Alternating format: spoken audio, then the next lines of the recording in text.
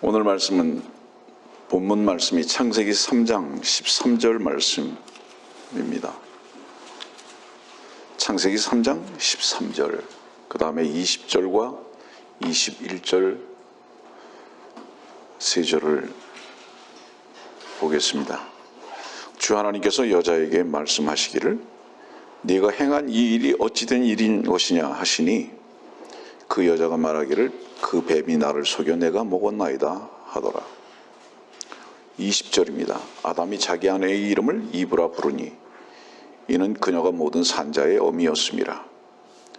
또 주 하나님께서는 아담과 그 아내에게 가죽으로 옷들을 만들어 그들에게 입히시니라.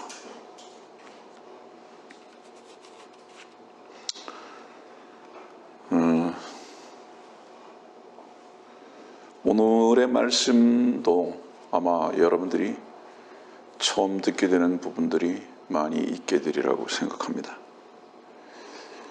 하나님께서 여자에게 말씀하셨습니다. 네가 행한 이 일이 어찌 된 것이냐. 이 성경에 행한다는 단어가 처음 제시되고 있습니다. 이 여자에게 말씀하신 네가 행한 일이 어찌 된 것이냐라는 이 질문은 그 일을 질문하시는 것이 아니라 왜 그러한 일이 생겼느냐라는 뜻입니다. 하나님은 그 일을 모르시는 게 아니라 왜 그 일이 생겼느냐. 다른 부분에서는 내가 조심하라고 하지 않았느냐, 먹지 말라고 하지 않았느냐. 근데 어떻게 해서 너는 나의 말에 불순종했느냐. 지금 이런 질문을 하고 계신 거죠. 그랬더니 그 여자가 말하기를 그 뱀이 나를 속여 내가 먹었나이다 하더라. 어떻게 속였을까요? 어떻게 속였느냐 하면 이 뱀은 지난주 설교의 들짐승이라고 그랬습니다. 그리고 이 뱀은 33세의 남자로 변장하고 나타난 겁니다.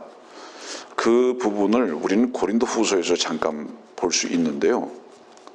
고린도 후서에 보면 11장 말씀에 14절에 그렇게 말씀을 기록하고 계십니다. 이것은 놀랄 일이 아니 이는 사탄도 자신을 빛의 천사로 가장하기 때문이라 그랬습니다. 여기 빛의 천사로 가장했다는 것은 여러분들 혹시 천사를 생각할 때 보이지 않는 어떤 그런 존재로만 보통 생각하는 관념들이 있습니다. 그러나 성경에서 말하는 천사가 이 땅에 내려왔을 때는 사람의 모습으로 똑같이 된다는 것을 여러분들은 여러 차례 공부를 통해서 아마 배웠을 겁니다. 그러면 여기 사탄이 자신을 빛의 천사로 가장했다는 것은 무엇을 의미하느냐 하면 청년으로, 33세의 청년으로, 그리고 후광의 빛을 가지고 쉽게 말하면 조명을 쫙 받으면서 이렇게 나타난 겁니다. 누구를 카피한 거냐면 하나님의 아들을 카피한 겁니다. 이렇게 모습으로 나타난 거예요. 이제 이렇게 인간의 모습으로 그럴듯한 모양으로 나타난 것이 가장 또 창세기 6장의 말씀 보면 처음 나타나죠. 그게 뭐예요? 타락한 천사가 여자들과의 관계를 맺는 것을 여러분들을 보게 됩니다. 오랜 시간 설명할 수는 없고요. 그러면 이 지금 창세기 3장 13절에 그 뱀이 나를 속였다는 것은 뭐를 얘기하냐면 사탄이 빛의 천사로, 다시 말하면 멋있는 남자로 이 이브에게 나타난 겁니다. 그래가지고 이 멋있는 남자와 이 이브가 유혹돼서 하나가 된 성적 관계를 맺은 것을 지금 그 뱀이 나를 속여서 내가 먹었나이다 이렇게 말하는 것입니다. 그러면 네가 행한 이 일이 어찌 된 것이냐라고 질문하셨을 때 이 행한 일은 뭐냐면 사탄의 피를 받아들이는 겁니다. 사탄의 피를 받아들인 거예요. 뱀의 피를 받아들인 거예요. 성경은 최초에 제시되고 있는 단어의 뜻이 끝까지 간다는 것을 여러분들은 아마 공부 시간에 배웠을 겁니다. 사람들은요, 그런 부분에 대해서 죄로 여기질 않지만 죄에 대한 다른 부분을 오늘 여러분들에게 제가 정의를 하면 하나님이 하시지 아니하고 사람이 하는 모든 것은 성경에서 죄라고 정의하고 계십니다. 그래서 믿음으로 행하지 아니하는 그 모든 것이 죄라고 말씀드렸던 이유는 뭐냐면, 믿음으로 행하는 것은 그 행하는 것이 그 사람에게 속한 것이 아니라 믿음의 창시자께서 행하시는 것을 말하는 것입니다. 그렇지 아니하는 모든 것이 다 죄라는 거예요. 이것을 잠깐 설명을 하면은 뭐냐면, 우리가 행하면서 살 수 있습니다. 그러나 그 행하면서 그 살아가는 그 모든 행함의 근본이 피에 의지해서 행하는 것이냐, 아니면 하나님의 생명에 의한 그 능력에 의한 보혈의 능력으로 행하는 것이냐라는 것에 대한 이분법적인 점검입니다. 무슨 뜻인지 이해하시겠습니까, 여러분들? 그러니까 하나님 홀로 행하십니다. 왜냐하면 하나님은 혼자만 선하신 분이고, 하나님 혼자만 시작하신 분이고, 하나님 혼자만 마치시는 분입니다. 시작도 끝도 그분만이 하시는 것을 성경은 기록해 놓고 있고, 우리는 이성적으로 그것을 인정합니다. 그런데도 실제적으로는 그것은 하나의 머리만 남아있고, 모든 시작점과 마침을 내가 하려고 하는 이런 습관적인 삶을 살아가고 있다는 것은 무엇을 의미하느냐 하면, 이부가 행한 이 일에 대한 피의 접목이 우리로 하여금 우리의 피를 쓰게 하는 것을 말하는 것입니다. 이해하겠습니까, 여러분들? 그 정도로 설명을 하고요. 하나님께서는 우리 교회에게도 큰 복을 주고 계신 증거 중에 하나가 뭐냐 하면, 지난주에도 몇 시간을 운전해서 가서 성경 공부를 하고 얼마나 감사한 모임이었는지, 그리고 아마 저는 정기적으로 그곳을 가게 될 것입니다. 여러분들 기도해 주시길 바라고요. 마지막 때에 하나님의 말씀에 대해서 이렇게 참으로 감사하고 기쁘고 또 열정적으로 반응하고 있는 형제들이 있다는 것에 대해서 깜짝 놀라는 거죠. 참 너무 감사하고, 그분들을 위해서 여러분들 기도해 주시기를 부탁을 드리면서 오늘 말씀을 전하는 겁니다. 자, 그 다음에 이제 20절로 가보니까요, 아담이 자기 아내의 이름을 이브라 부르니 이는 그녀가 모든 산자의 어미였음이라. 21절, 또, 이걸 왜 또라는 말씀이 여러분들 주의해야 하는지 아세요? 20절의 말씀과 21절의 말씀을 구분을 지어놓기는 했지만은 같은 하나님의 사역 속에서 연결점을 가지고 있다는 것을 의미하는 겁니다. 그래서 제가 20절과 21절의 말씀을 함께 여러분들에게 읽어 드린 것이에요. 이 20절 말씀 보면 아담이 자기 아내의 이름을 이브라 불렀다. 그 전에는 뭔지 아세요, 여러분들? 여기 말씀 보세요.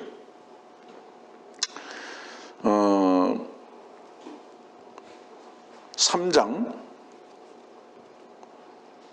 12절입니다. 그 남자가 말하기를 하나님께서 나와 함께 있도록 주신 그 여자가, 이름을 부르지 않아요. 그 여자. 그 다음에 또 뭐라고 말씀하시냐면 6절 말씀 보니까 여자가 보니, 그리고 그 끝에 돌아가면 그녀가 거기에서 그 열매를 먹고 그녀와 함께한 자기 남편에게도 주니 그가 먹더라. 여기에 이 여자는요, 그의 아내가 되기도 하고 여자가 되기도 하고 이렇게 표현을 하고 있지만 20절 말씀에 최초의 이브라는 이름이 등장합니다. 이것은 무엇을 의미하느냐 하면, 이브라는 이름이 등장하기 전에는 그를 개체로 생각하지 않는 거예요. 속한 자로 생각하는 거예요. 창세기 2장 그 뒤쪽으로 가면은요, 무슨 말씀이 있냐 하면 19절 말씀 보세요. 주 하나님께서 땅으로부터 들의 모든 짐승과 이렇게 쭉 말씀하시다가 아담이 모든 생물을 무엇이라고 부르든지 그것이 그 이름이 되더라. 그렇습니다.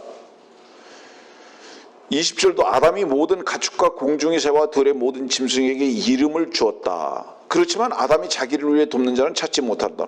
그는 이름을 부여할 필요가 없는 겁니다. 왜 그러냐? 지체이기 때문에, 몸이기 때문에, 속한 자이기 때문에. 그래서 보세요. 우리가 머리 혹은 몸 이렇게 표현은 하지만, 그죠? 이 명칭은 뭐예요? 이름이 아니라 속한 것에 대해서 설명하고 있는 것이죠.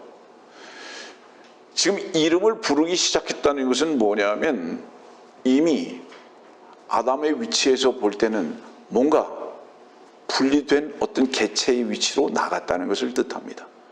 그래서 이브라고 얘기를 하고 있어요. 이 부분은 나중에 이제 자세히 설명할 것이니까요. 그대로 지나가도록 하고요. 나중에 자세히 설명할 겁니다. 21절 보니까 또 그랬습니다. 그러니까 이름만 그 이브라고 부르신 게 아니라 또 주 하나님께서는 아담과 그 아내에게 가죽으로 옷들을 만들어 그들에게 입히시냐. 20절의 사역과 21절의 사역은 분리되지 아니하는 동일한 사역 속에 있다는 것을 의미합니다. 이것은 무엇을 의미하느냐? 질문합니다, 여러분들. 여러분들은 2장 17절의 말씀 보면, 창세기 2장 17절의 말씀 보면 네가 거기서 나는 것을 먹는 날에는 반드시 죽으리라 하시니라 그랬습니다. 죽으리라. 근데 이것을 먹었죠. 그러면 반드시 죽을 수밖에 없게 됐죠.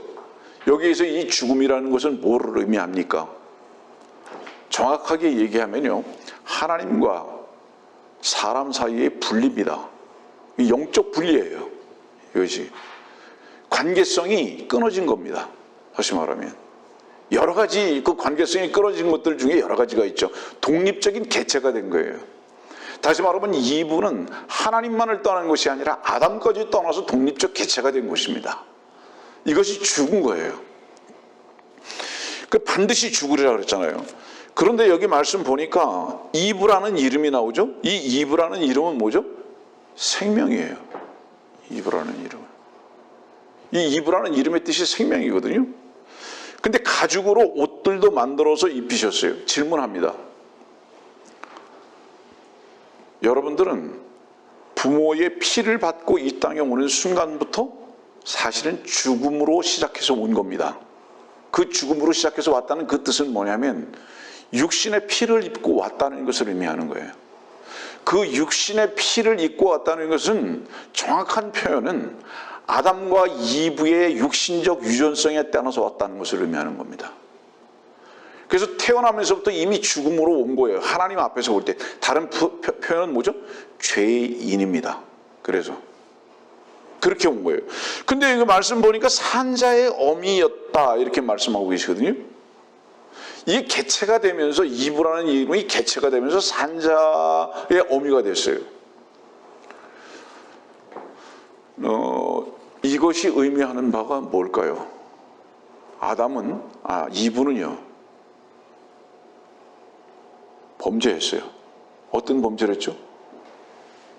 뱀과 하나가 됐죠. 그리고 피를 받아들였죠. 그래서 죽었죠, 마땅히. 근데 다시 산자의 어미가 됐어요. 이게 얼마나 놀라운 일인지 아세요, 여러분들? 우리가 영원히 죄의 값으로 인해서, 죄의 값은 사망이라고 그랬잖아요. 그 죄의 값으로 인해서 영원히 죽을 수밖에 없는 이유가 뭔지 아세요? 산자의 어미인 이브에게 속한 적이 없기 때문인데, 다른 표현으로는 뭐를 의미하느냐? 내가 뱀하고 관계가 있다는 것을 알지 못하기 때문에 살질 못해요. 뱀하고 관계에 있는 것을 모르는 거예요. 우리 요한복음 8장의 말씀을 한번 보세요.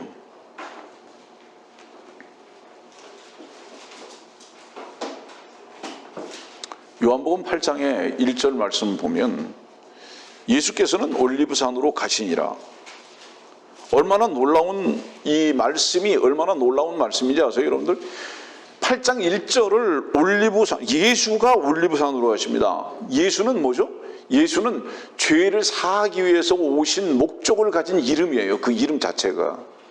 그 죄를 제거하시기 위해서 오신 목적을 가지고 인자로 오신 이분이 올리브산으로 가셔요. 올리브산으로 가신다는 건 뭐예요? 여기에서 이 죄를 사하시고 생명이 되시기 위해서 이 산으로 가신다는 거예요. 여러분도 알다시피 올리브라는 것은 생명입니다. 예. 다른 표현으로는 겟세마나죠. 여기에 이분이 기름틀이 돼서 이 올리브의 기름틀을 짜심으로 말미암아 여기서 생명의 산이 되는 거예요. 지금 저주의 산인데 사실은 생명의 산으로 바뀌는 것을 지금 이 요한복음 8장은 시작점에서 말씀하고 계신 거예요. 누구를 위해서? 간음하다가 잡힌 여인을 위해서, 이거예요. 간음하다가 잡힌 여인을 위해서 나는 지금 올리브산으로 가고 있다. 나는 누구냐? 예수다. 죄를 제거하기 위해서 오신 바로 그분이시다. 여기도 말씀 보면 8장의 말씀 보면 계속 돌로 치는 것이 나오거든요. 요한복음 8장을 구체적으로 여러분들에게 설명할 시간은 없고요. 그러다가 이제 그 뒤로 나가 봅시다. 가나보다 잡혔죠. 33절의 말씀 보면 그들이 주께 대답하기를 우리는 아브라함의 씨요 그랬습니다. 아브라함의 씨요. 대표성을 가지고 얘기합시다. 아브라함의 씨는요, 이삭이 있고 이스마엘이 있죠. 그렇죠? 그런데 정확하게 얘기하면 아브라함의 씨는 이스마엘은 아닙니다. 이삭만입니다. 왜냐하면 갈라디아서는 분명히 약속의 자녀를 말씀하고 있어요. 그건 지금 씨 하나를 말하는 건데 이 지금 유대인들이 자기가 아브라함의 씨래요. 육신적으로는 맞는 것이지만 하나님의 약속의 관점에서는 틀린 거예요. 이게 여러분들이 얼마나 이 말씀을 좀 알아들을 수 있을지 모르겠지만요. 그 37절 말씀도 보세요. 너희가 아브라함의 씨인 것을 내가 아노라. 너희들이 그렇게 말을 하니까 그래 아브라함의 씨인 건 내가 인정하겠다. 분명히 너희들에게 기회가 있었다 이 말이에요. 근데 그 밑에를 보세요. 39절 말씀 그 끝에 보면 놀랍게 말씀을 전개시킵니다. 너희가 아브라함의 자손이었다면 씨가 자손으로 바뀌어버립니다. 이제 씨가 자손으로 바뀌면서 그 바뀌는 이유가 뭔지 아느냐? 약속의 씨인 이삭이 아닌 이스마엘은 곧 그 아비가 누군지 아느냐? 마귀다. 지금 이 말씀을 전하는 거예요. 이 말씀이. 그 무슨 뜻이냐면 약속으로 말미암지 않는 그 어떤 것들도 마귀로부터 온 것이다 이 말이에요. 마귀로부터 온 것이다. 그러면 이 씨라는 이 단어가 최초에 어디에서 전개되고 있는가 이 말이에요. 이게 지금 창세기 3장의 말씀이거든요. 창세기 3장의 말씀을 보면 15절 말씀에 이런 말씀이 있잖아요. 창세기 3장 15절입니다. 내가 너와 여자 사이에 또 내 씨와 그녀의 씨 사이에 저기를 두리니 이 씨가 나온다고요. 근데 여기 보면 우리가 주의할 것이 이미 여러분들 배웠겠지만 그녀의 씨 사이에 그랬습니다. 여기 그러니까 이 그녀가 살아있어요. 지금 이 그녀가 살아있다고. 무엇을 위해서 살아있는 겁니까? 생명을 위해서 살아있는 거예요. 그녀가 이 그녀가 생명을 위해서 살아있는 겁니다. 여러분들. 그러면 이 그녀는 여러분들이 알다시피 여자에게서는 씨가 있을 수 없는데 지금 이 그녀라고 그러잖아요. 지금 그녀의 씨라고 그러잖아요. 이 그녀의 씨가 아브라함의 씨입니다. 이해하겠습니까? 무슨 얘기인지. 이게 요한복음 8장에 있는 바로 이거예요. 그녀의 씨는 아브라함의 씨입니다. 근데 이건 약속의 씨예요. 이 씨는 믿음의 씨예요. 이 씨는 이스마엘은 그 약속에 의하지 아니하고 자 보세요. 이삭은 어떻게 낳았죠? 아브라함이 100세가 되었을 때에 하나님의 약속에 따라서 이삭이 낳았죠. 이스마엘은 어떻게 낳았죠? 그가 아직 힘이 있을 때에, 그죠? 그 여인도 사라도 아직 힘이 있을 때에, 피가 있을 때에 난 게 이스마엘이죠. 그 다음에 할례를 행하기 전에 난 게 이스마엘이죠. 무엇을 의미하죠? 아브라함의 힘과 아내의 피가 합쳐진 자식이었다. 이게 이스마엘이다. 그거는 약속하고 상관이 없는 너희들의 힘에 의해서 그 힘을 쓴 행동에 의해서 낳은 것이지 않느냐 이 말씀이에요. 지금의 말씀은. 그러나 여자의 씨라는 것은 너희의 힘에 의하지 아니하고, 다시 말하면 너희의 피에 의하지 아니하고 하나님의 약속이 성취된 약속에 의해서 온 씨가 아니냐, 이 말씀입니다. 이해하겠습니까? 말씀의 뜻을.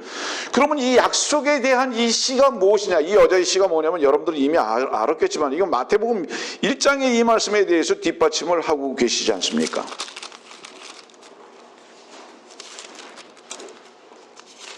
마태복음 1장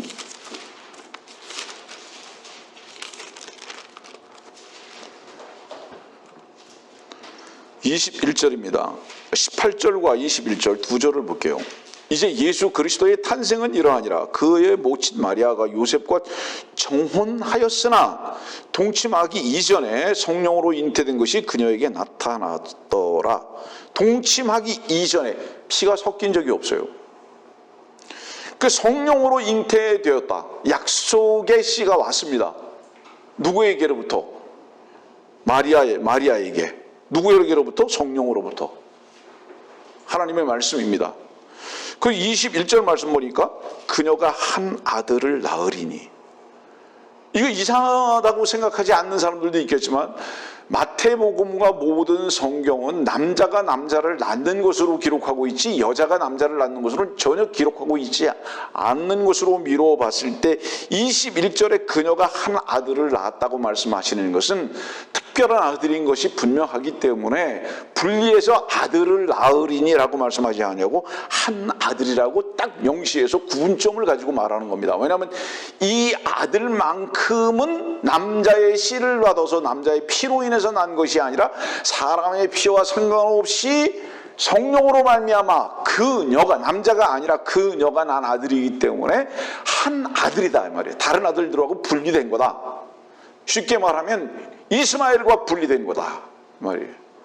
이건 약속의 아들이다. 지금 창세기 3장으로 다시 돌아갑시다. 20절 아담이 자기의 아내의 이름을 이브라 부르니 이는 그녀가 모든 산자의 어미였음이라는 이 말씀의 뜻은 무엇이냐 하면은 이 산자의 어미는 가늠한 여인이었지만, 그렇죠? 가늠한 여인이었지만 무엇과 같이? 요한복음 8장과 같이 가늠한 여인이었지만, 그러나 이 여인을 위해서 예수가 죄를 사하고 올리브산으로 간 바로 이 생명, 죄의 삶과 생명을 받아들였던 이 여인이 자유했던 것과 같이, 그래서 산자가 되었던 것과 같이, 그래서 아브라함의 씨가 입증된 것과 같이 지금 창세기 3장에 이 이브라는 이 여인은 그것의 시작점으로 보여주고 계신 겁니다. 이제 좀 이해했습니까, 여러분들?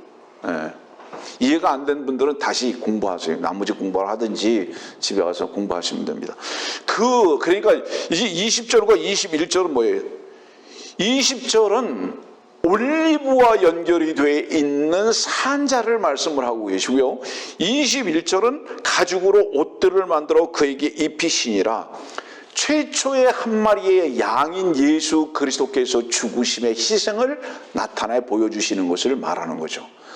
그래서 이분의 이 옷은 어떤 옷이죠? 이분의 옷은 분명히 세마포 옷인 것입니다. 우리 계시록으로 가면요.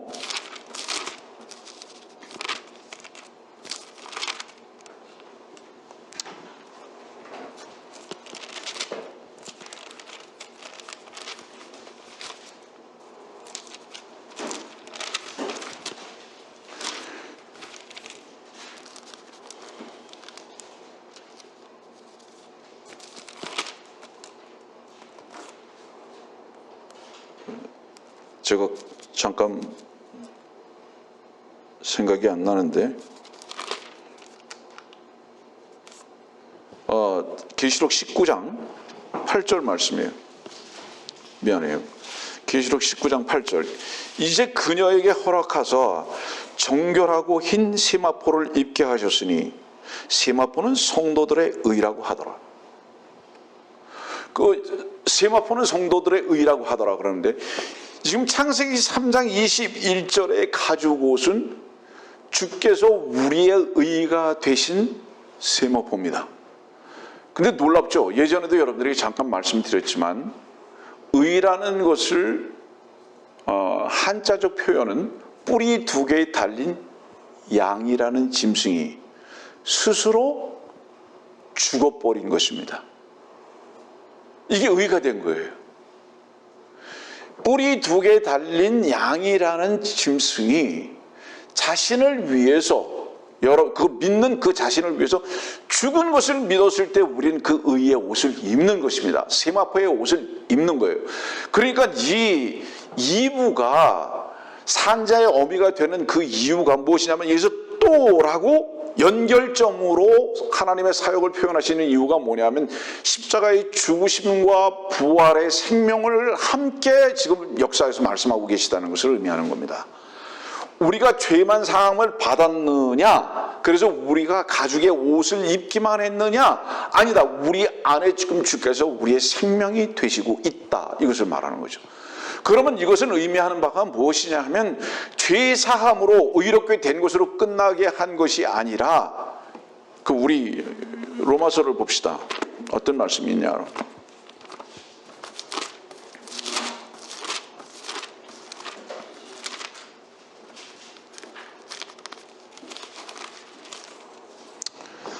로마서 4장 25절을 한 절에 지금 묶어놨어요. 로마서 4장 25절을 한 절에 묶어놨습니다. 예수께서는 우리의 범죄함을 인하여 드려지셨고 죽으신 거예요. 근데 그걸로 끝나지 않았어요. 범죄함 때문에 죽으셨어요. 이 죄를 제거하시기 위해서 죽으셨다 이 말이에요. 근데 그것만이 아니라 우리를 의롭게 하시기 위해서 다시 사신 이유가 뭔지 아느냐? 우리의 의로움 때문이다. 이 의로움 때문이라는 것은 뭐를 얘기하느냐 하면 사실은 피를 제거하고 그리스도의 새 생명으로 사는 삶을 말하고 있는 거예요. 그래서 5절 말씀 보니까 5장 1절 말씀 보니까 그러므로 우리가 믿음으로 의롭게 되었으니 우리 주 예수 그리스도를 통하여 하나님과 화평을 갖느니라. 이제 이 그리스도 안에서 사는 삶을 계속 이제 제시하고 계시거든요. 그 정도로 넘어가고요.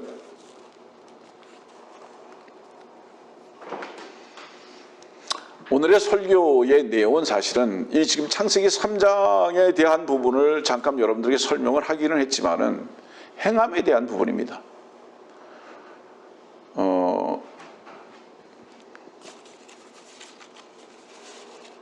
여러분들은 삶의 중심에 딱 두 가지 의미의 단어밖에는 없습니다.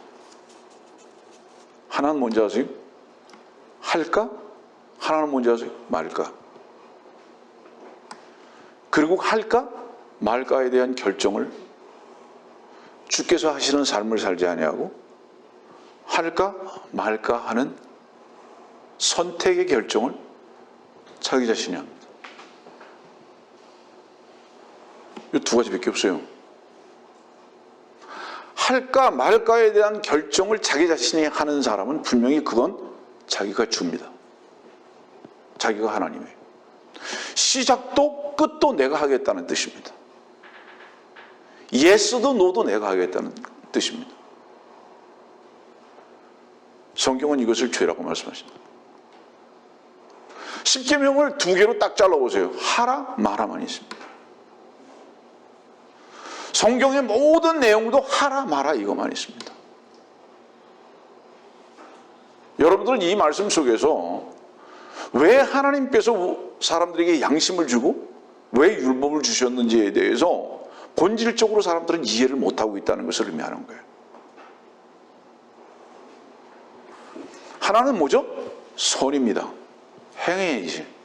맞죠? 하나는 악입니다. 하지 말아야지. 행치 말아야지. 그래서 하는 것과 하지 않아야 하는 것 외에는 없어요. 이 두 가지 외에는. 그래서 선이라고 생각하는 것은 항상 그렇게 해야지라고 아주 딱 여기다가 명제를 가지고 살아갑니다. 악은 뭐예요? 그렇게 하지 말아야지 이렇게 하는 거예요. 그것은 본질적으로 우리들 속에 어떤 교만이 있는 것이냐 하면 뱀의 교만이 있는 거예요. 그 뱀은 무엇이냐? 선악과입니다. 하자 하지 말자 할까 말까 이것이 어디서 오는 것이 아니냐. 언제까지 그게 올까요? 해야지 하지 말아야지 이것이 언제까지 올까요? 죽기 전에는 항상 그게 있어요. 무엇을 의미하는지 아세요? 죽음의 이유가 바로 그것 때문이라는 거예요. 죽지 않으면 할까 말까가 끝이지가 않는 거예요. 여러분들이 십자가에서 한번 죽음을 경험하고 난 다음에 왜 바보가 되는지 아세요? 공통적으로 결정을 내가 할 수 없음을 알게 되는 거예요. 여태까지는 내가 결정하고 살았구나. 이게 선이니까 선을 행해야지. 이게 악이니까 악을 행치 말아야지. 이 선과 악이라는 것은 고상한 표현 중에 하나일지 모르지만 여러분들의 삶에 살아가는 모든 방법을 다 포함하고 있는 거예요. 이것을 이렇게 할까 하지 말까 계속. 그것은 자기의 이익에 따라서 손해에 따라서 다른 사람들의 평가에 의해서 이 자꾸 그것만 결정하고 그걸 결정하고 살아가는 거예요. 그것은 뭐를 의미하죠? 피에 의한 선택적 결정이다 이 말이에요. 그래서 누구가 말하는 것 같이 선택적 정의다 이 말이에요. 그래서 이 선택적 정의는 사람마다 달라질 수밖에 없어요. 왜냐하면 그 각자의 양심이 다르고 그 각자의 이익이 다르기 때문에 이 선택적 정의가 공정이라는 것을 가져올 수가 없는 거예요. 그래서 싸우는 거예요. 항상 이 이념적 싸움이고 종교적 싸움이고 철학적 싸움이고요. 이 싸움이 계속되는 거죠. 멀리 나가지 않겠습니다. 우리가 이 피에 의한 결정, 이렇게 할까 하지 말까, 이것이 선인가 이것이 악인가에 대해서 구분하기 시작했던 이것으로 인해서 우리가 올리브로 갈보리산으로 갑니다. 올리브산으로 예수와 함께. 그리고 거기에서 주님과 함께 죽음의 십자가를 경험하고 난 다음에 어떤 짓거리 때문에 죄를 진 게 아니라 내 속에 이 피의 본질인 이 마귀의 씨가 있구나라는 것을 알게 되고 이건 죽지 않으면 안 되는 것이구나 하고 경험적으로 알게 되죠. 그리고 십자가를 경험하게 됐을 때 그리스도의 생명이 내 안에서 역사하기 시작하면서 나는 바보가 돼가는 경험을 하기 시작한다는 것을 말하는 것입니다. 그런데요, 그 바보는 어떤 바보인지 아세요, 여러분들? 모든 것으로부터의 자유함을 얻어가는 바보였더라 이 말이에요. 다른 사람들의 평가에도, 다른 사람들의 손가락질에도 그 어떤 환경과 장소에서도 찬송할 수 있고 담대할 수 있는 그런 자유의 능력을 가지고 사는 법을 배워가기 시작하게 됐더라 이 말입니다. 이것이 그리스도 안에서의 생명을 누리는 삶이다 이 말이에요. 이것으로 우리를 데려가시기 위해서, 참으로 죽은 자가 아니라 산 자로 우리를 데려가시기 위해서 주님께서는 우리를 골고다로 함께 동행하시기를 요구하셨더라 이 말이에요. 말씀을 정리할게요. 아니 설교를 끝나겠다는 게 아니라 오해하지 마세요. 오늘 설교를 일찍 끝나니까 좋다 그렇게 생각하지 말고 중간 점검을 한다는 것을 말하는 거예요. 인간의 행함은, 선택은 어디서 왔느냐라는 것에 대한 본질적인 것을 여러분들에게 질문하면서 해답을 주는 거예요.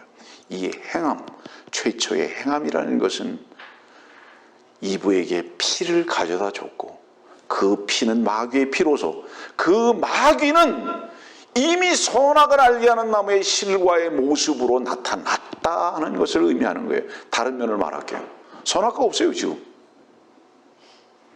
물론 성경에서는 그것을 포도로 말하고 있습니다. 이건 참포도를 말하는 것이 아니에요. 요한복음 15장에 말씀하고 있는 참포도는, 왜 참이라는 것은 뭐를 의미하느냐 하면 이 참포도를 대항해서 카피하고 싸우는 거짓 포도, 적이 있다는 것을 전제로 했기 때문에 참포도나무라고 말씀하시는 거예요. 여러분들, 그러면 이 참포도나무의 적은 무엇이냐?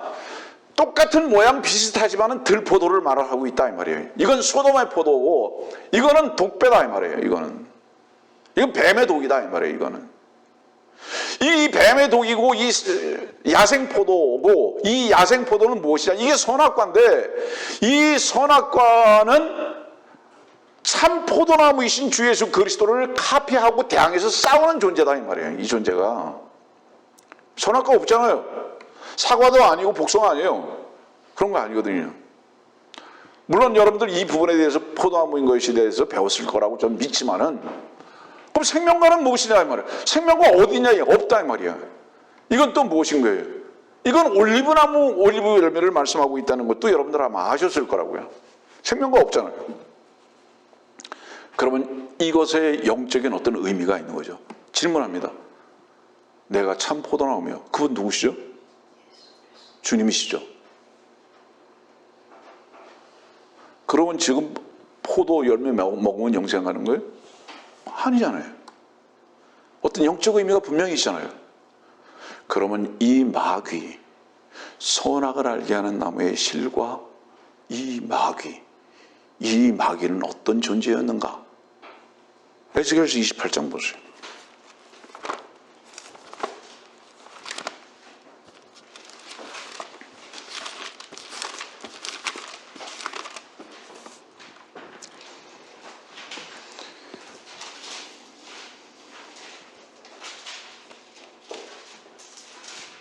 에스겔서 28장 2절입니다.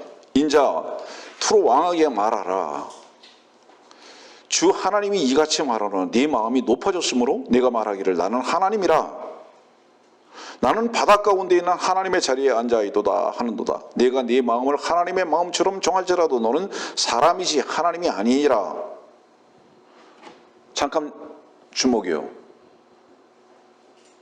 이 존재가 실존하는 존재로 지금 말씀하고 계신 거예요.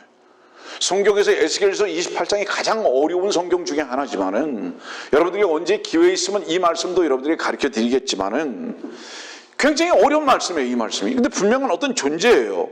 근데 그 존재를 8절에 뭐라고 말씀하시냐면, 그들은 너를 구렁으로 내리니, 그러면 너는 바다 가운데서 죽임을 당한 자들의 그 죽음으로 죽으리라. 구렁으로 내리는 존재.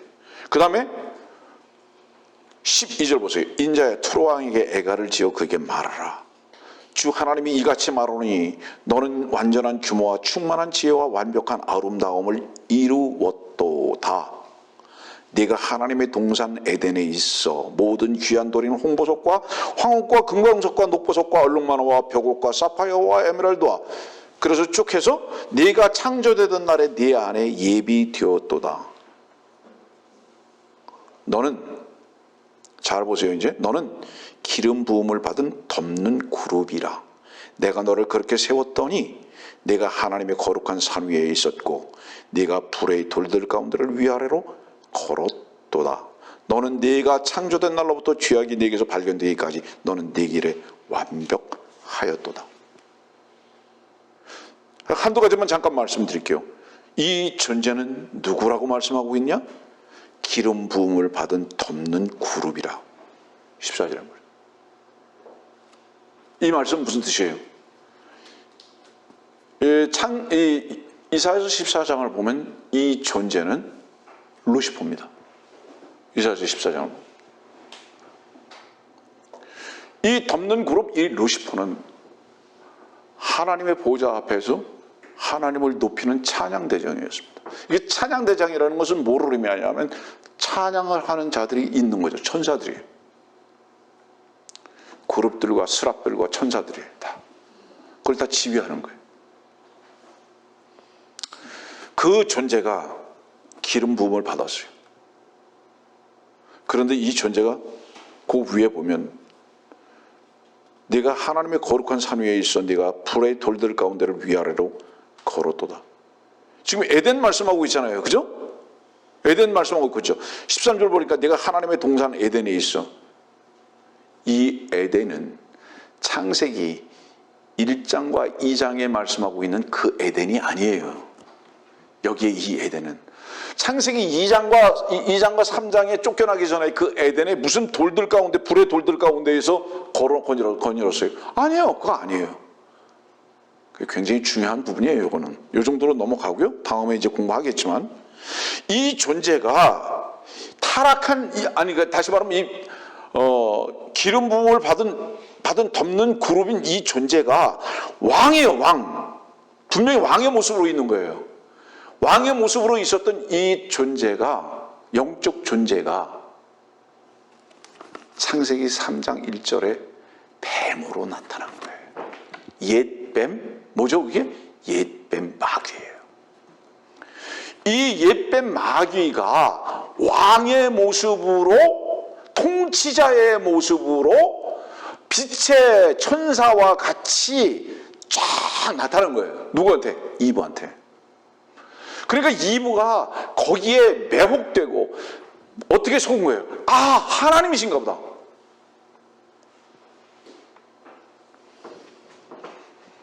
거기에서 마귀의 피를 받은 겁니다. 다른 표현은 뭐죠? 이것이 선악을 알게 하는 영적 존재입니다. 그래서 이 선악을 알게 하는 이 영적 존재가 이브를 유혹해서 이브가 이 뱀하고 성적 관계를 갖게 된 거예요. 지금 이것을 지금 창세기 3장은 설명하고 있는 거예요.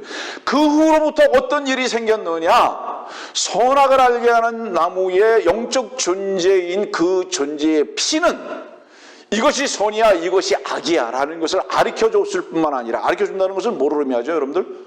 선과 악을 안다는 것은, 이성적으로 안다는 것은 이미 무엇이 죄라는 것을 인지했다는 것을 전제로 한 것입니다. 근데 놀랍게도요, 죄는 인지함으로 시작되는 겁니다. 바보들에게 죄를 씌울 수가 없어요. 어린아이들에게 죄를 덮을 수가 없는 이유가 뭔지 아세요? 그들은 죄를 인지하지 못하고 있기 때문인 거예요. 근데 이제 스스로 인간이 이것이 선이구나, 이것이 악이구나라는 것을 구분할 수 있는 지혜가 생겨버린 거예요. 그래서 교만하게 된 것입니다. 나는 알고 있고 행할 수 있고 거부할 수 있어. 이렇게 돼버린 거예요. 이것이 어디서부터 온 것이냐? 마귀의 피로부터 온 것이다 이 말이에요. 그래서 조금 전에 여러분들에게 설명드렸잖아요. 인간은 나서 자라면서부터 계속 하나의 무엇인가 성숙을 어디서 보느냐 하면, 내가 무엇을 구분할 수 있느냐, 할 수 있느냐, 안 할 수 있느냐에서 성숙의 어떤 그 성장의 도를 보는 것과 같은, 이렇게 바로 밑으로 세워버리고 말았어요. 그것도 몰라? 왜 그것도 못해? 여러분들의 삶이 거기에 붙들려 있다 이 말이에요. 다시 말할게요. 하나님께서 왜 하라 마라로 양심이라는 것을 주셨고, 왜 하나님께서 성경에 모든 계명을 하라 마라로 집약하셨을까? 이유가 무엇일까? 너희들에게 하라고요? 하라고 명령하신 거예요? 사람들이 제일 좋아하는 성경 구절 중에 하나가 뭔지 아세요? 항상 기뻐하라, 쉬지 말고 기도하라, 모든 일에 감사하라. 왜 그걸 좋아하는지 아세요? 하라, 하라, 하라. 아, 나의 기대가 가지고 있으시구나. 그러나 그 하라는 네 안에 이미 모든 것을 이루신 그리스도께 내 자신을 의탁하라는 거예요. 사람들은 하라는 것에 대해서 엄청난 그 동기부여를 갖습니다. 말하라는 것을 왜 싫어하는지 아세요, 여러분들?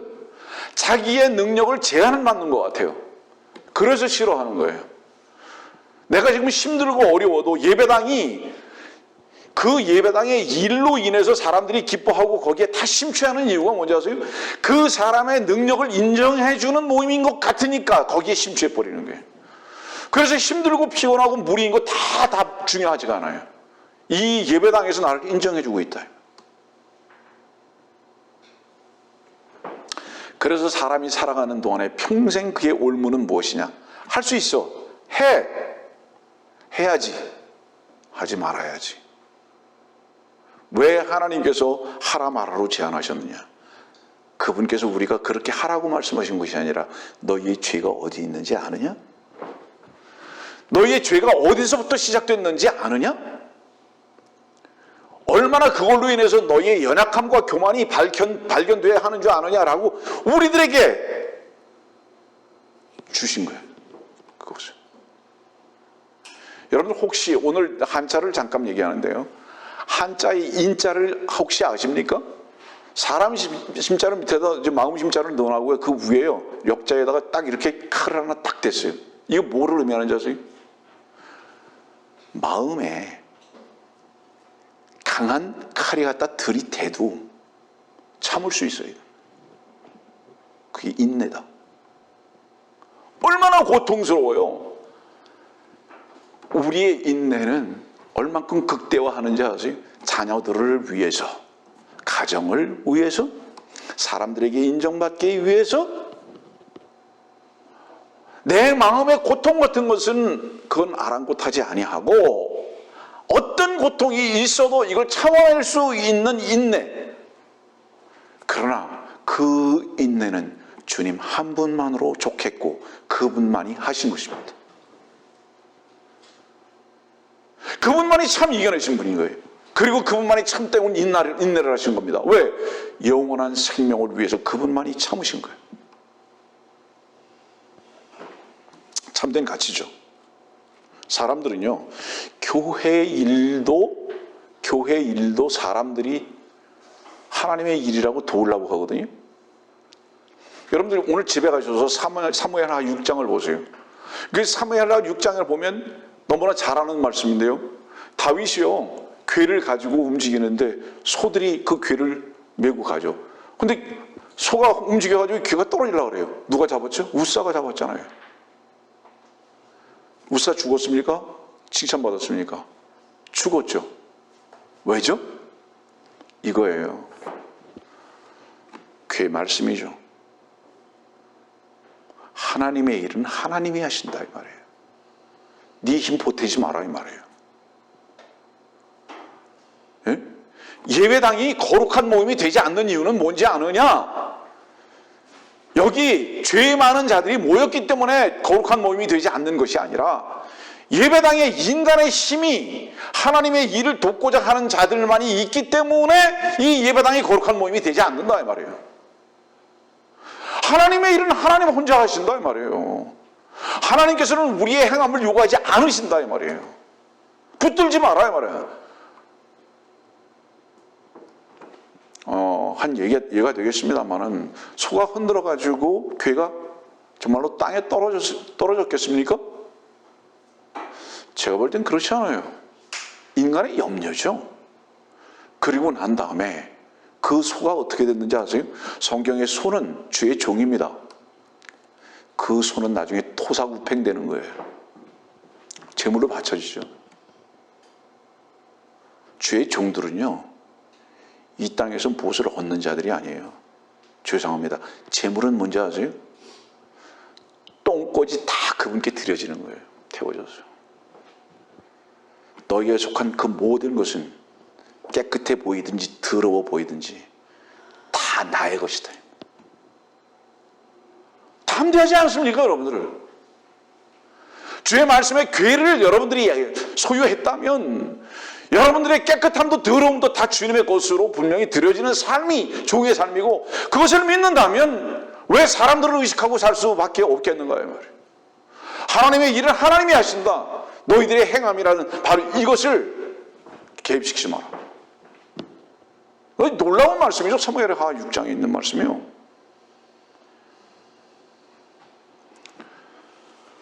시간이 많이 가서 좀 다른 부분을 잠깐 설명을 하고자 합니다. 야고보서에 있는 말씀이 이 행함에 대한 굉장히 자주 쓰이는 말로서 사용되고 있죠. 우리 야고보서에 있는 말씀 한번 봅시다.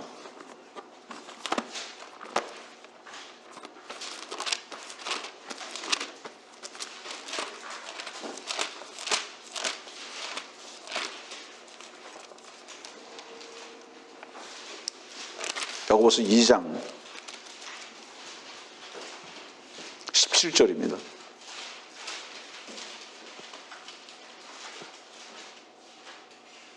그와 같이 행함이 없으면 믿음만으로는 죽은 것이라. 18절. 그러면 어떤 사람이 말하기를 내게는 믿음이 있으나 내게는 행함이 있으니 행함이 없는 믿음은 네 믿음을 내게 보이라. 그러면 내가 행함으로 내 믿음을 내게 보이리라 하리라. 20절. 오 황된 사람아, 행함이 없는 믿음은 죽은 것인 줄을 네가 알고자 하느냐? 26절. 영이 없는 몸이 죽은 것 같이 행함이 없는 믿음도 죽은 것이니라. 그래서 이것이 하나의 논쟁거리가 되죠. 행함이 먼저냐, 믿음이 먼저냐. 정의할게요. 행함이 먼저냐, 믿음이 먼저냐?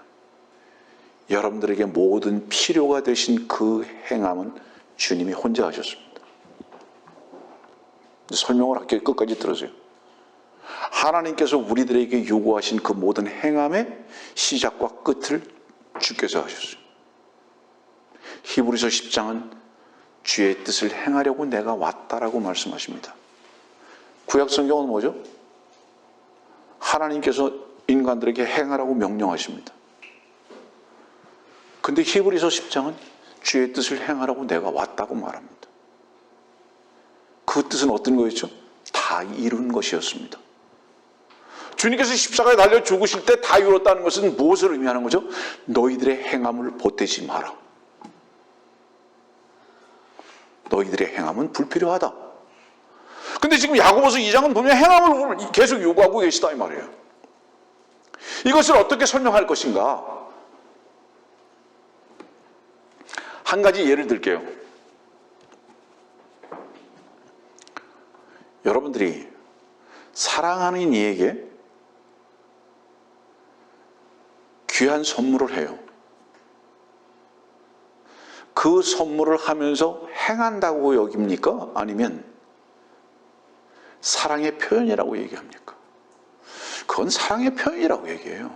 무슨 뜻인지 아세요? 그것은 단순히 손이 움직이거나 물질이 움직인 것이 아니라 그것을 움직이게 했던 모든 원천과 에너지는 사랑이다. 그래서 그것은 행함이라고 하지 아니하고 사랑이라 이렇게 표현하는 거예요. 그렇기 때문에 그것은 선물이라고 표현하는 것입니다. 그러나 어떤 경우에는 행함인지 아세요?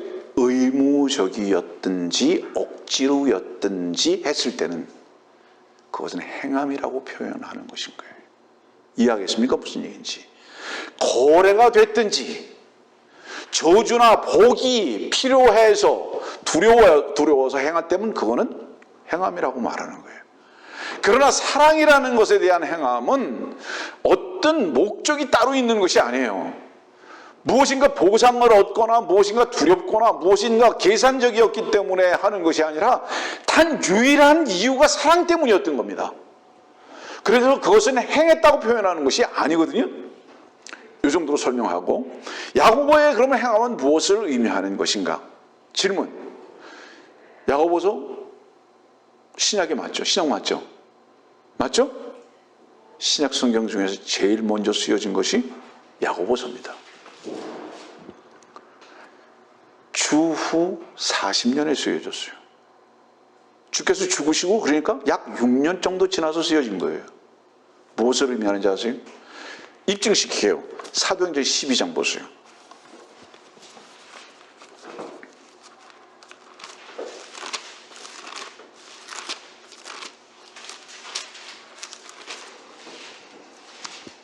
사도행전 12장 그 무렵에 헤롯 왕이 교회에서 몇 사람을 해치려고 손을 뻗치더니 요한의 형제 야고보를 칼로 죽이니라. 이것은 무엇을 의미하죠? 추후 40년경에 있었던 일인데요. 일이 41년, 40년 때 있었던 일인데 이때 이미 야고보는 죽었어요. 야고보서는 최소한 죽기 전에 기록한 거예요. 이 뜻은 무슨 뜻인지 아세요? 바울이 은혜의 복음을 정립시키기 전에 썼어요. 이 말씀은 야고보서는. 바울이 나의 복음, 그리스도의 복음, 은혜의 복음이라는 것을 정립하기 전에 쓴 기록이에요. 이 야고보서는. 갈라디아서 1장은 이런 말씀 하셨잖아요. 다른 복음을 전하면 저주를 받는다고 말씀하셨잖아요. 그러면 이 야고보서의 이 복음은 언제의 복음인가? 야고보서 1장 보세요. 1장 1절입니다.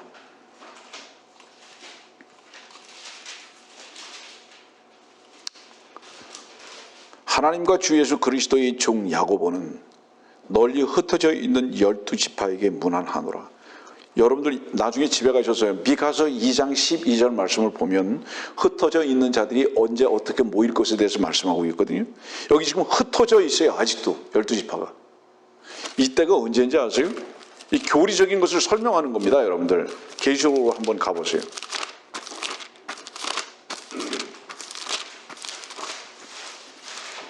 계시록 14장.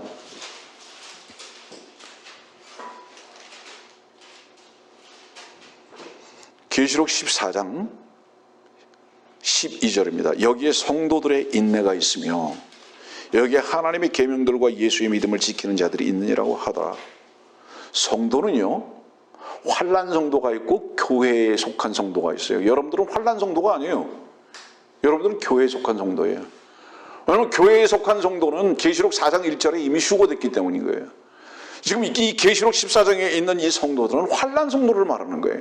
그러니까 다시 말하면 환난을 통과하는 성도들을 말하는 거예요. 그들은 인내가 필요한데 그들은 단 은혜의 복음, 교회 시대에 속한 은혜의 복음만을 가지고는 안 된다. 그들은 하나님의 계명들과 예수의 믿음을 지켜야 된다. 이건 뭐를 얘기하는 거예요? 질문. 여러분들 하나님의 계명 지금 지킵니까? 계명들? 하나님의 계명들이 뭐죠? 예전에 그 설교에다가 난리 법석이 난 적이 있는지 우리 10계명 안 지킨다. 이거 완전히 이단이라고. 저 새끼 완전히 이단이야 저거. 10계명 뭐 있죠? 안식일을 기억하여 그날을 거룩히 지키라. 우리가 안 지켜 아니에요. 우린 주의 날을 지키는 자들이죠. 이유가 뭐죠? 주께서 우리의 주인, 안식의 주가 되셨기 때문에. 그래서 우리는 늘 그 안에서 쉬고 있고요. 한 날을 정하는 이유는 무엇일까요? 그분을 경배하기 위해서, 온전히. 그리고 예배하기 위해서. 우리는 안식일 지키는 자들 아니에요. 하나님의 계명 안 지킨다, 우리는. 근데 여기는 하나님의 계명 지켜야 돼요? 그 다음에 그것만을 가지고 되는 게 아니야? 믿음도 있어야 된다. 그냥 간단하게 말할 거예요. 복음만 가지고 되는지 아니야? 믿음만 가지고 되는지 아니야? 행함도 있어야 돼. 지금 이 말이에요. 여기 있는 말씀이. 믿음만 가지고 되는지 아니야? 행함도 있어야 돼. 이것이 지금 야고보서가 요구하는 요구인 거예요. 다시 말하면 사도행전 12장 이전에 야고보가 죽었다는 것은 무엇을 의미하느냐? 은혜의 복음이 무엇을 의미하는 것이죠? 오직 믿음이 아니다 이 말이에요. 유대인들에게는 오직 믿음만을 가지고는 되지 않는다. 행함도 따라야 된다라는 것에 대해서 이 온전한 은혜의 복음이 정립이 되지 않았다. 그리고 이때의 환난 때도 마찬가지다 이 말이에요. 이해하십니까? 그래서 야고보서는 흩어져 있는 12지파에게 아직도 완전히 모여서 주님을 경배하는, 예루살렘에서 성전을 짓고 경배하는 그때가 아니고요. 지금 은혜의 복음의 시대도 아니고요. 그래서 야고보서는 행함을 요구하고 계셨던 것입니다. 말씀을 좀 정리해야 되겠죠? 고린도후서 5장 7절의 말씀도요. 집에 가서 나중에 보세요. 믿음으로 행하라고. 그리고 의심하지 말라고요. 이게 무슨 뜻이에요, 이건? 네 힘 보태지 말라고. 여러분들, 우리가 우리의 힘을 보태는 이유가 뭔지 아세요? 믿음만을 가지고 되지 않아요. 자, 이렇게 말하거든요, 보통 사람들이. 믿고, 그리고 그래도 가만히 있으면 안 되지. 행해야지. 행하려면은 전제가 있어요. 믿음으로 행하면 됩니다. 그 믿음으로 행하면 된다는 게 뭔지 아세요? 행해서 믿음을 뒷받침하거나 행해서 믿음을 도와주거나 행해서 믿음의 일을 대신하지 말고, 믿음의 행위라는 것은 뭐를 의미하는지 아세요? 믿음의 창시자이신 주께서 이미 그것이 무엇이라는 것에 대한 확신을 주시고, 그리고 창시자가 스스로 그 우리 안에서 생명의 능력이 되어서 움직여지는 행함이라면 너의 행함이 아니라 믿음의 창시자의 행함이시이다. 그런데 만일에 네가 의심한다면, 그분께서 하시는 것을 의심한다면 분명히 너의 힘을 보탤 것이다. 그거 하지 마라. 그 힘을 보태가지고 나타났던 가장 무서운 열매가 뭐죠? 이스마엘이다. 하나님의 약속과 그분께서 하시는 것을 의심하고 믿지 못하는 거예요. 왜? 상황 논리가 그런 거예요. 상황 논리가. 다 자기가 죽을 것 같아요. 자기 아내도 끝났어요. 아들은 분명히 주시겠다고 하셨는데 이 소망이 육신의 관점에서 볼 때 보이질 않아요. 힘을 쓰자 해서 나타난 것이 이스마엘이다.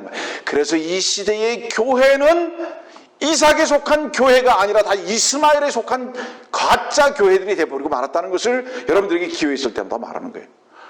하나님 잠깐만요, 우리가 하겠습니다라고 나타났다 이 말이에요. 그래서 처음보다 자기들의 영광만을 구하는 것입니다. 자기들이 하니까 하나님 앞에서 항상 무엇을 요구하죠? 제가 이렇게 했으니까 거기에 대한 보상 주세요. 이것이 예배당에서 요구하는 요구가 되어버리고 말하지 않느냐 이 말입니다. 그러면 우리가 오늘 말씀을 좀 정리하면서요, 무엇이 무서운 건가요? 참으로 무서운 것은요, 마귀가 하나님의 일을 대신하게 하는 여기에 우리들이 노출된 것입니다.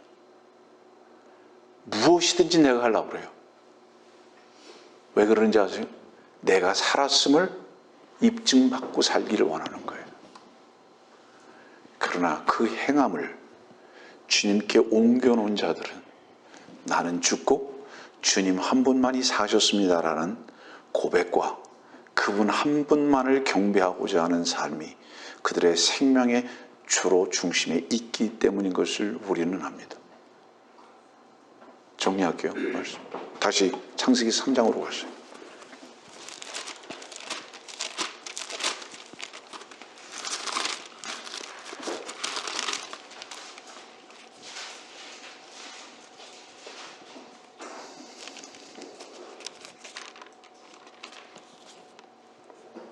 13절, 3장 13절. 주 하나님께서 여자에게 말씀하시기를 네가 행한 이 일이 어찌 된 것이냐 하시니 그 여자가 말하기를 그 뱀이 나를 속여 내가 먹었나이다 하더라. 지금도 그리스도 안에 있는 단순함에서 속입니다. 고린도후서 11장. 그리스도 안에 있는 단순함은 뭐죠? 그리스도 한 분만이 사셨다는 뜻입니다. 왜 복잡한지 아세요? 어떤 일 때문에? 아닙니다. 우리가 살아있기 때문입니다.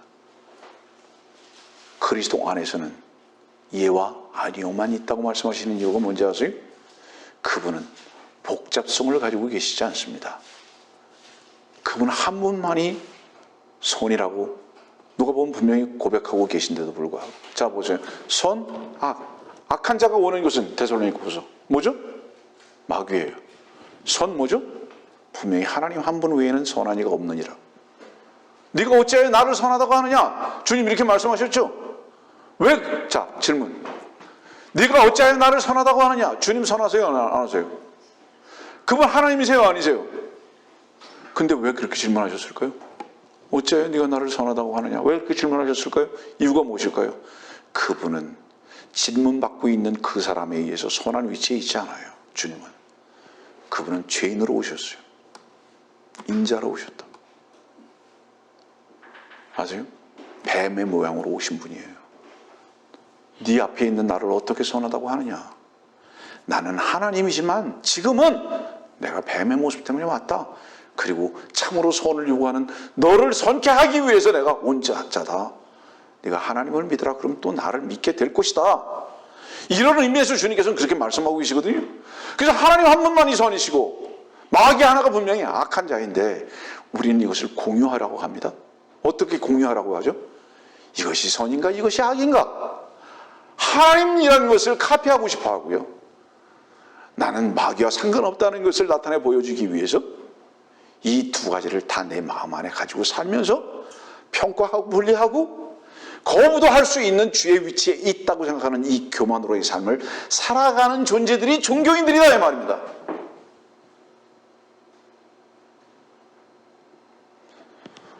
이부 아래서 다시 죄가 제거함 받고 다시 산 자들은 오직 하나님만이 그 안에 선이 되심을 고백합니다.